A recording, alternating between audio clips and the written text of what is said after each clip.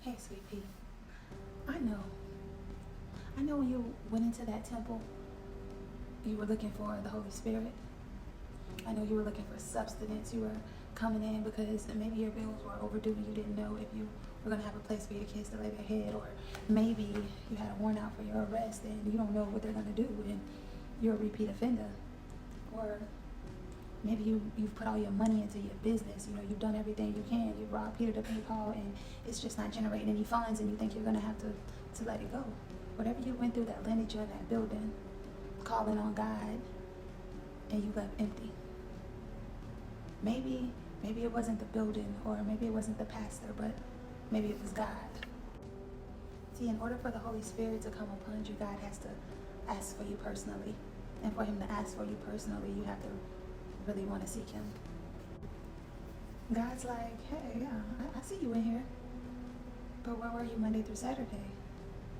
You know, you were partying and having fun, and now you're just in the building and you want to speak to me, but I don't know you. I don't know you. You never got in the word. You never picked up the phone. So I don't even know how to help you because you wouldn't even recognize my means of communication.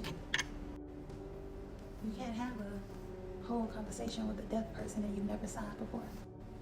Now we have to remember, guys, that the word is alive. It's living, right? So we're going to go even deeper because it's so many different things you can get out of it, right? See, God was saying that, you know, you can't walk into the church, or let's say temple, because we the people are the church, right? And demand all of these things and you haven't put in anything. Well, that's not good. Like, he did call y'all a den of thieves, but we'll skip that part. But let's go even deeper. You know, it's not even just about the building. It's about your temple too, your mind, body, soul. You know what I'm saying? God said you can't consume all this flesh, all these maggots, all these things that you're consuming, hearing, seeing, and then only fast for one day out the month. Baby, your body is full of rotten flesh and your soul is full of rotten spirits. You can't get any substance from that. You know what I'm saying? You can't expect to eat, to talk, to act carnally or unrighteously and then choose one day out of the week that you're going to be righteous, that you're going to clean it up. No. Hey, you can't get a tarot card reading, get a palm reading, you know, don't get pulled in by a lot of that stuff. Even when they say, oh, type your name down and I'll tell you something about your future. Oh, give me your numbers and all of this and all of that, you know, because you're giving somebody else or something power over your life. It's like it's like implied consent, right? You didn't tell that demon, hey, I'm open portal, come get me. But you said, hey, you play that game, I play that game too. Maybe we can be on the same team. You know what I'm saying? And because that's what it is, basically. Yeah, so you can't do all those things and then wonder where's God. You know what I'm saying? Because God's hand wasn't in that. And I know we do that, and then when that time comes where life is just hitting us hard, we want to know, where was he? He didn't put you in this situation. See, there are some spirits who are with you in the womb, baby. There are people out here whose parents literally have dedicated them to the devil. A lot of cults are like that too. See, a lot of people don't know about these things because they never have the babies in the hospitals, you know. They just at home births, never get a birth certificate because they're gonna follow the devil anyway, right? But yeah, it's spirits that really grew up in the womb. You wonder why your life was hard, why you grew up deformed, why you was born this way, and mainly it's so you could already come into this world with a chip on your shoulder, because that chip is a portal, and that's how the spirit will get in. God says he knows your heart and he sees your ways. You know, you can't do all of these things and then ask and then come to the church and think you saved. We can't do all these things, have an abortion and say, oh Lord, forgive me. You know what I'm saying?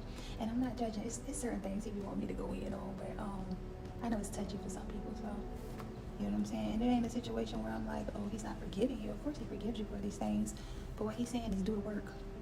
You gotta do the work. You can't keep coming to me with your tail tucked between your legs. Come to me with a wagon sometimes. You ain't got no good news for the Lord. Every time he see you, you down and out, you need something. Bye, Felicia. Just a beggar. Every time he see you, you're begging. You need to borrow his car right quick. Can you hold his VCR? It's the man. The trick isn't to attend the temple. The trick is to renew your heart, renew your mind, you know. Try to go a week without doing those things, you know, and take it day by day. Take it day by day. Because he knows our heart. And so when we do come and we want to be a sacrifice and we want to be selfless, he's going to say, I see how hard that was for you. And we might tear ourselves down. We might be like, God, dang, I was only able to fast one day, God, I'm sorry. And God looking like, you finally fast. Congratulations. You know, God sees the little things. You may be sitting here, you know, got upset because you done bit your tongue for as long as you could bite your tongue, and now you done snap because somebody really got on your nerve, and you're feeling the conviction because you've been trying, and you coming to God like, God, I'm sorry. That don't mean your progress is null and void because you had an outburst. Because you know what God said? Like, I understand. I've had outbursts too. Like, I done flipped some tables in the temple. I ain't judging. But I want you to know, I seen all the days where you did refrain. I seen all the days where you did bite your tongue. So yeah, we had a little hiccup, but get back up. I'm not mad. Because we can make a lesson out of this. And that's the God we serve, y'all. Whatever you do wrong, he can make a lesson out of it. I know some people in prison right now, blessed, anointed, refuse to walk in it. Refuse to walk in it. They want God to deliver them from a situation they put themselves in, but won't do the work. You ain't trying to deliver nobody. You ain't trying to speak life into nobody, not even yourself. But you keep asking God, why me? God hand wasn't in that. God hand wasn't in it when you was sticking up people.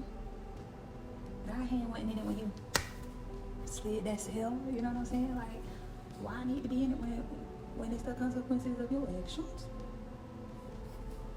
Show me you want it.